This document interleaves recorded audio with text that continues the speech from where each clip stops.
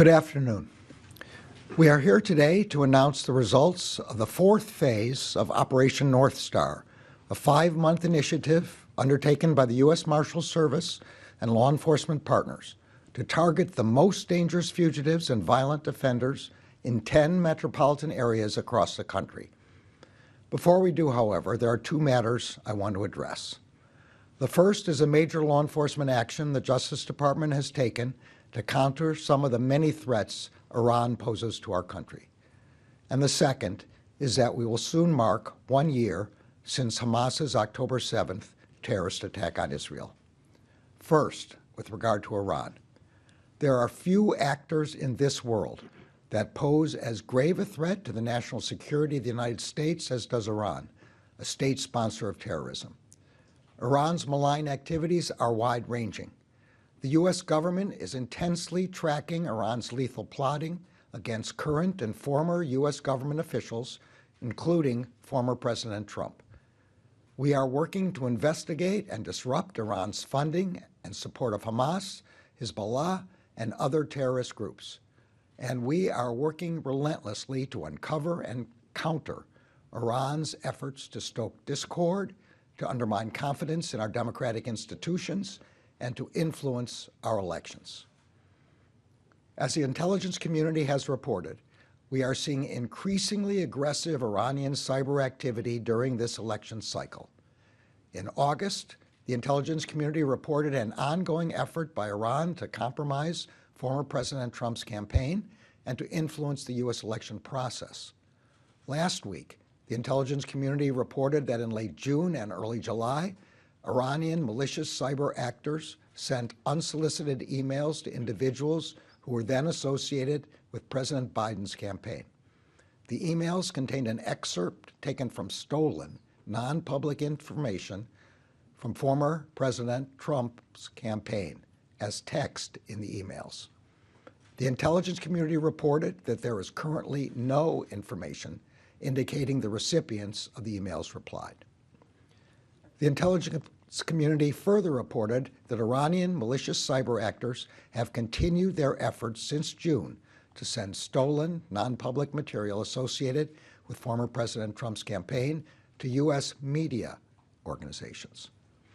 Moments ago, the Justice Department unsealed an indictment charging 3 hackers working for the Iranian government with material support for terrorism, computer fraud, wire fraud, and identity theft for their roles in these cyber attacks.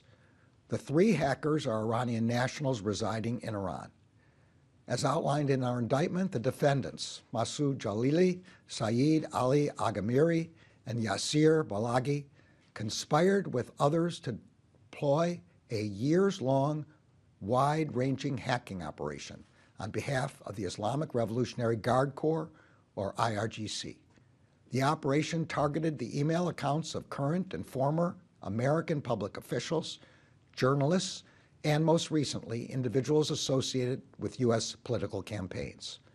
The defendants' own words make clear that they were attempting to undermine former President Trump's campaign in advance of the 2024 U.S. presidential election. We know that Iran is continuing its brazen efforts to stoke discord, erode confidence in the U.S. electoral process, and advance its malign activities to the IRGC, a designated foreign terrorist organization.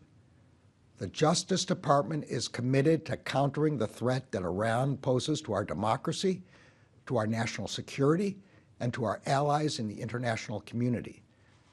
As we approach the upcoming election, I want to reiterate that the Justice Department will not tolerate attempts by Iran or by any foreign power to interfere in our elections and undermine our democracy.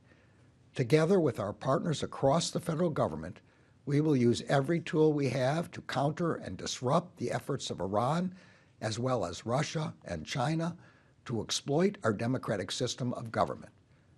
The message of the U.S. government is clear. The American people, not a foreign power, decide the outcome of our country's elections. Not Iran and its malicious cyber activities, as laid bare in today's indictment. Not Russia and its efforts to spread disinformation and propaganda to secure its preferred outcome in the U.S. presidential election, as laid bare in the indictment and seizures announced earlier this month, and not China, which continues in its efforts to exert targeted influence at the federal, state, and local levels in furtherance of the PRC's agenda, as described in multiple previous indictments and the intelligence community's recent election security updates. These authoritarian regimes, which violate the human rights of their own citizens, do not get a say in our country's democratic process. The American people, and the American people alone, will decide the outcome of our country's elections. Now to the second matter. In just over a week, we will mark 1 year since Hamas's October 7th terrorist attack on Israel. On October 7th, 2023, Hamas terrorists murdered nearly 1,200 people, including more than 40 Americans, and kidnapped hundreds of civilians. And they perpetrated the deadliest massacre of Jews since the Holocaust. We are committed to pursuing the terrorists responsible for murdering Americans and those who illegally provide them with material support for the rest of their lives. Earlier this month, the Justice Department unsealed charges against Yahya Sinwar and other senior leaders of Hamas for the October 7th attacks and for financing and directing a decades-long campaign to murder American citizens and endanger the security of the United States. Those charges are just one part of our effort to target every aspect of Hamas's operations. There will be more to come. In the wake of Hamas's October 7th attacks, we also saw a disturbing increase in the volume and frequency of threats here at home against Jewish, Muslim, Arab, and Palestinian communities. That is why last October I directed all of our U.S. attorneys' offices and all of our FBI field offices to meet with local law enforcement and community leaders to strengthen our response to threats of hate-fueled violence.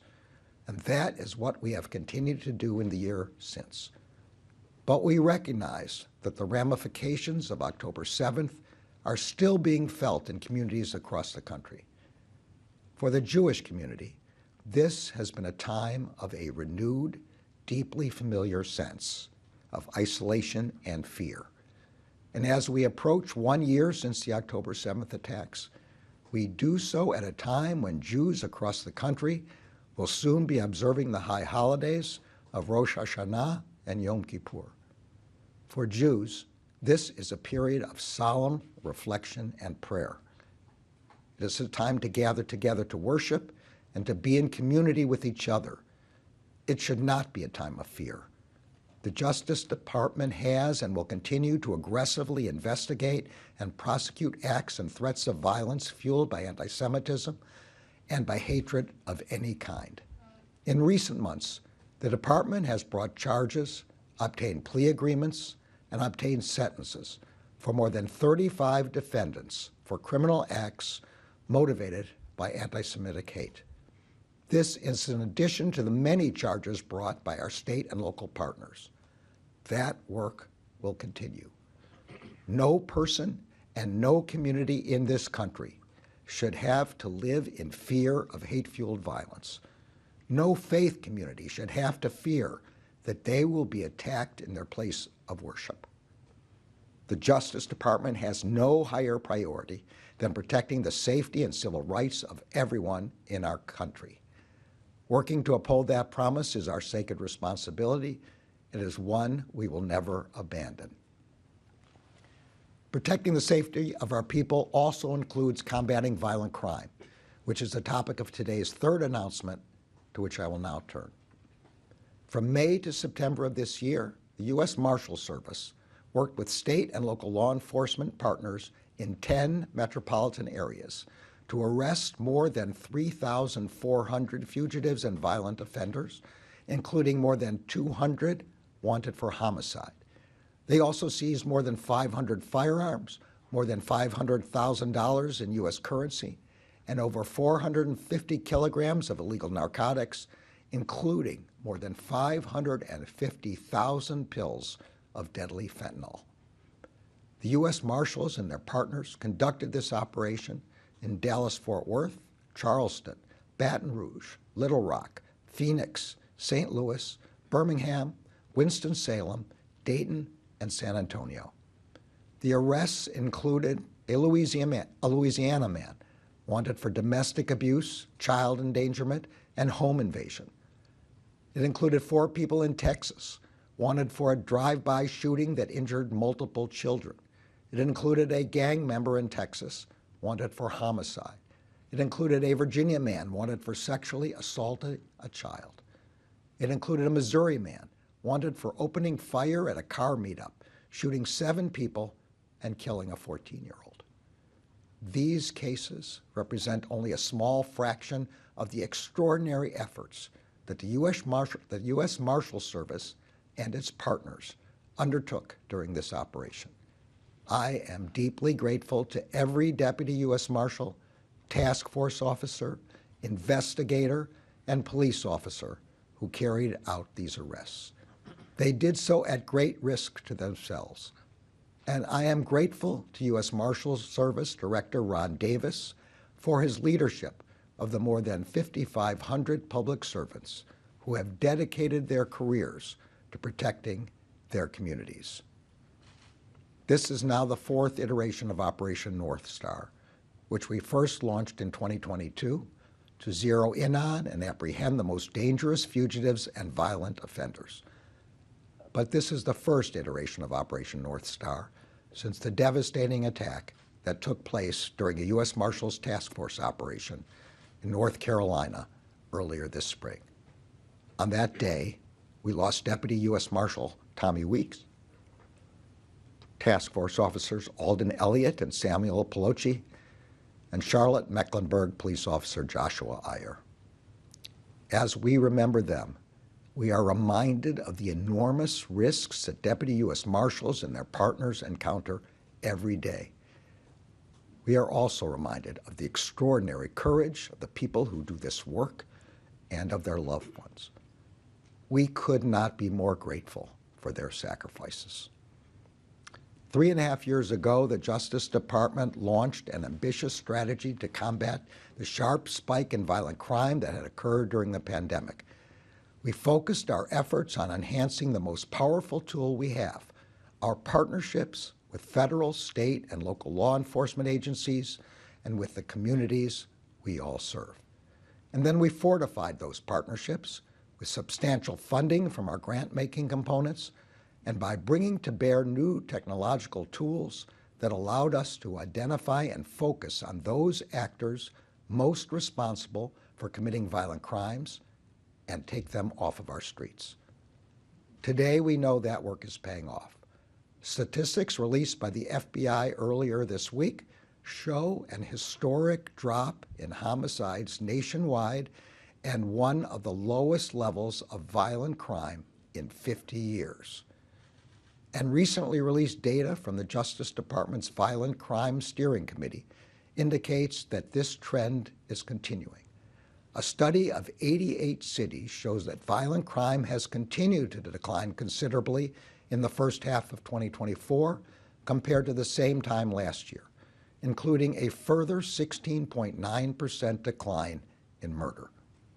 Here in Washington, D.C., where we surged resources to target the individuals and organizations driving violent crime, we have seen a more than 30% decline in homicides so far this year compared to the same time last year.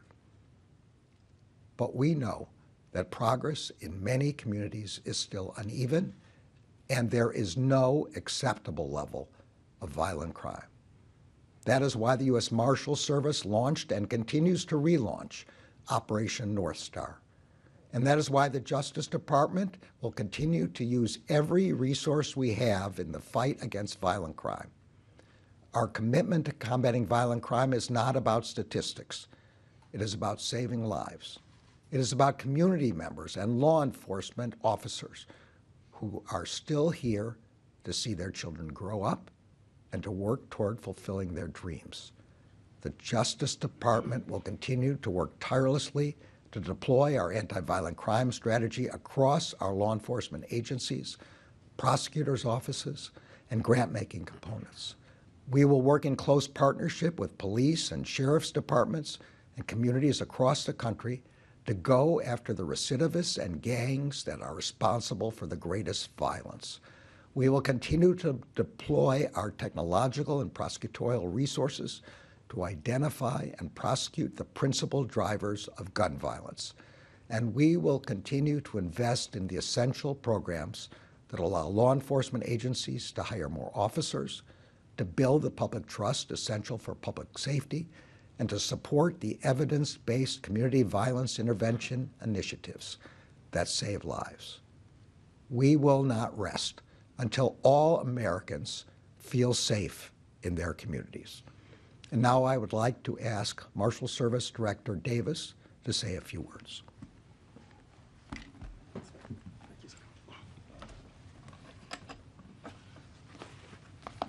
Good afternoon, and thank you for coming, and thank you, Mr. Attorney General.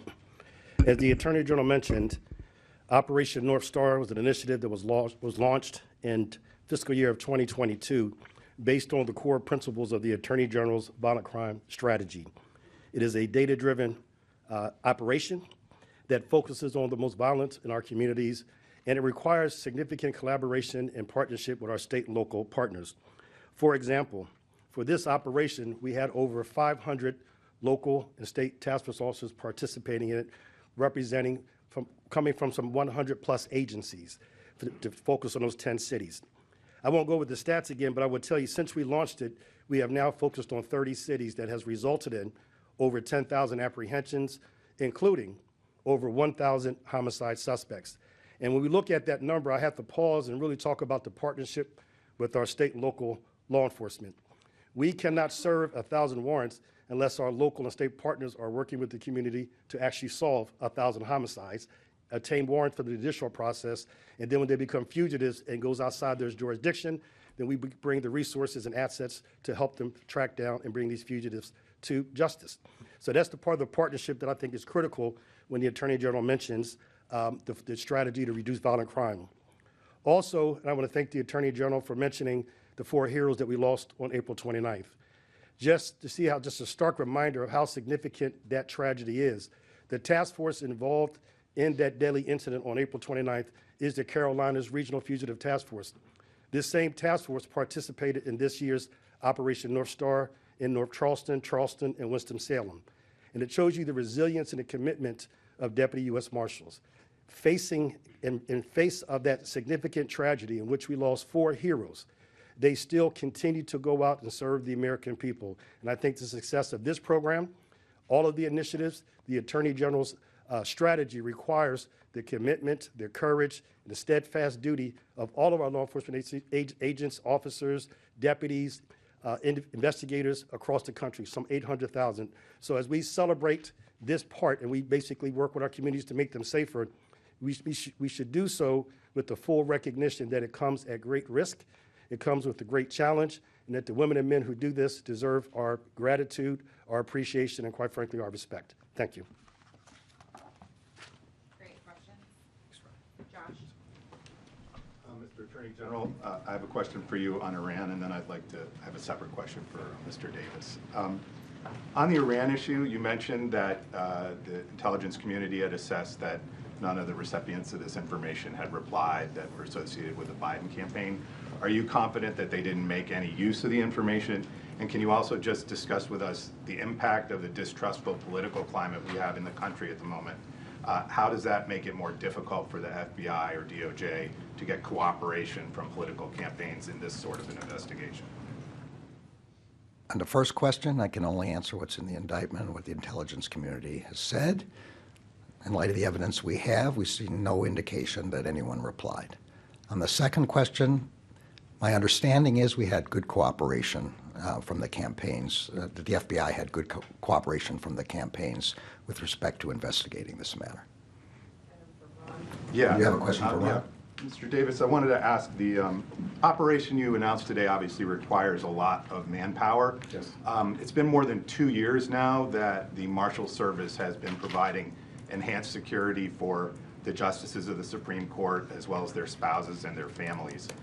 Is that something you foresee the Marshal Service doing indefinitely? And what sort of burden does it place on the more routine day-to-day operations of the service? Yes, our assistance to the Supreme Court will stand as it is until the Supreme Court has the capacity to take it over, and I know they're working to do so.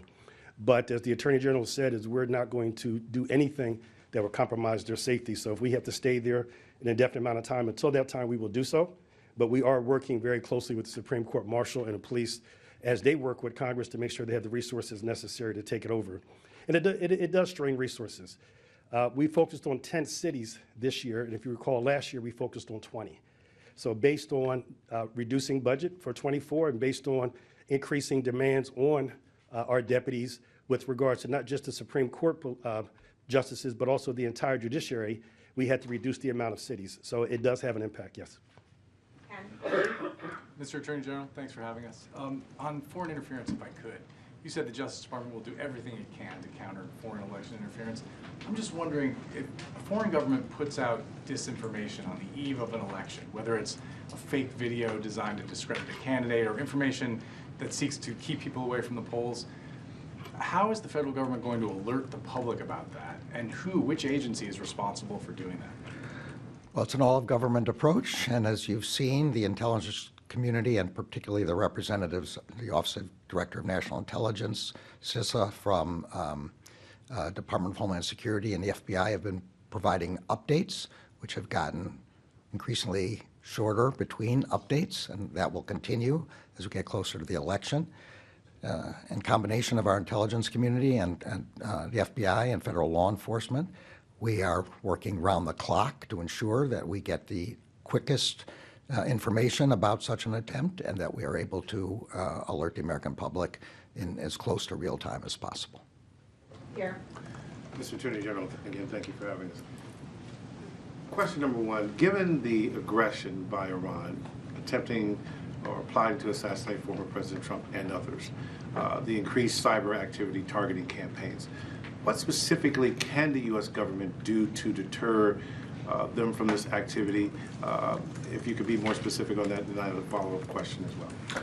Yeah, so this is, again, I say, an all-of-government effort.